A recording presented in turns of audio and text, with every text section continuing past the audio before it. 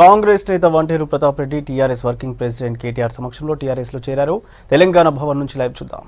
గౌరవనీయులు పెద్దలు తెలంగాణ రాష్ట్ర సమితి వర్కింగ్ ప్రెసిడెంట్ కేటీ రామారావు గారికి,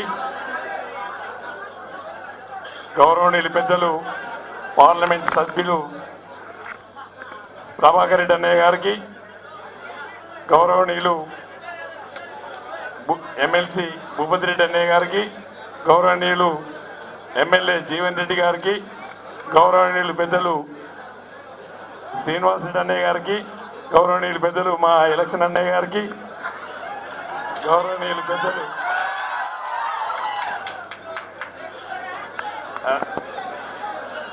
స్టేజ్ మీద ఉన్నటువంటి నాయకులందరికీ కూడా, మా మురళి గారికి, మా వెంటన్న గారికి, కృష్ణ గారికి, అన్న ఇక్కడ వేదికపై ఉన్నటువంటి పెద్దలందరికీ మరి ఎలాంటి ఇన్ఫర్మేషన్ లేకుండా, సింగిల్ ఫోన్ కూడా చేయకుండా, పేపర్లలో చూసి, టీవీలలో చూసి, యాక్చువల్గా నేను ఒక్కరినే వచ్చి కండవా వేసుకొని ముఖ్యమంత్రి గారు మళ్ళీ ఎప్పుడో టైం ఇస్తే అప్పుడు అందరూ తీసుకొద్దామని అనుకున్నా. మరి పొద్దున రామన్న ఒక సింగిల్ ఫోన్ చేసి వచ్చే వాళ్ళని రమ్మని చెప్పాను. ఒక 15 మందికి చెప్పడం వల్ల మీరు కనీసం ఇంతమందికి రావడం మీ అందరికీ నేను నా శిరస్సు వంచి నమస్కారాలు తెలియజేసుకుంటూ, ముఖ్యంగా నాకు రామన్న 2009లో రమ్మన్నాడు, రాలేదు. 2014లో రమ్మంటే రాలేదు. 2018లో రమ్మంటే కూడా నేను రాలే.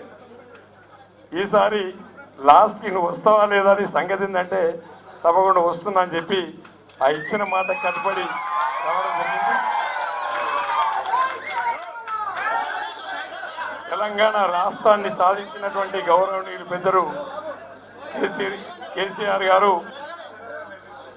రెండవసారి కూడా భారీ మెజార్టీతోని దాదాపు 88 స్థానాలు కైవసం చేసుకొని ముఖ్యమంత్రి గారు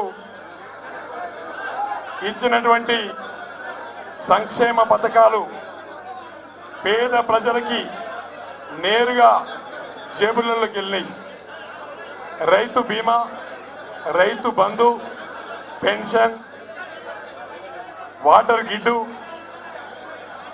యాదవులకి గొర్రెలే కానీ, రైతులకు బర్రెలే కానీ ఏది ఇచ్చినా కూడా నేరుగా ముఖ్యమంత్రి గారు ఇచ్చిన పథకాలన్నీ పేద ప్రజలకి నడమ ఎలాంటి బ్రోకర్ లేకుండా జేబుల్లోకి వెళ్ళినాయి. కాబట్టి మొన్నటి ఎలక్షన్లో ఎక్కడ చూసినా భారీ మెజార్టీని ఇచ్చినటువంటి ప్రజలు ముఖ్యమంత్రి గారు తీసుకున్న సంక్షేమ పథకాలకి ఓట్లు వచ్చినాయి.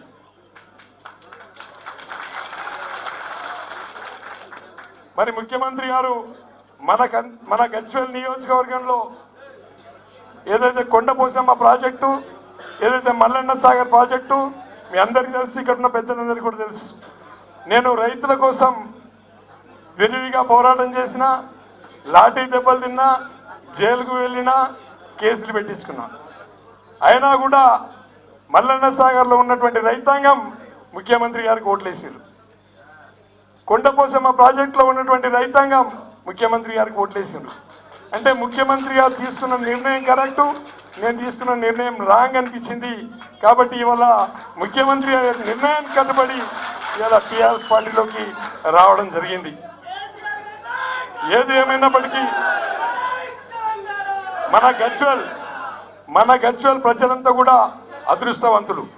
ఎందుకంటే ముఖ్యమంత్రిగా మన నియోజకవర్గంలో చాలా డెవలప్మెంట్ చేసుకున్నాం, చాలా అభివృద్ధి జరిగింది. కానీ నేను కూడా ఎమ్మెల్యే కావాలన్నటువంటి కసితో నేను పని చేసుకుంటూ పోయినా, మరి ముఖ్యమంత్రి గారు ఉన్నారు, నేను ఎక్కడికి వెళ్తా అని చెప్పి అనుకోకుండా నేను ఎమ్మెల్యే కావాలన్న తాపత్రయంతో కొట్లాడిన తప్ప ముఖ్యమంత్రి గారు ఉన్నారు, నేను గెలవలేము చెప్పి ఎప్పుడు కూడా అనుకోలేదు.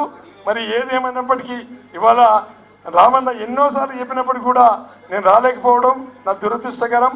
నేను వచ్చి ఉంటే నేను ఎంతో లబ్ధి పొంది ఉండేవాడిని.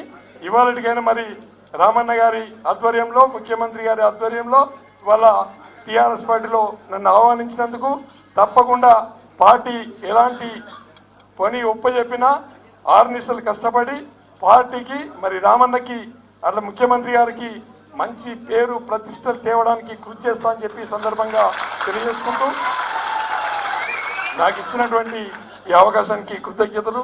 జై తెలంగాణ, జై రామన్న, జై కేసీఆర్.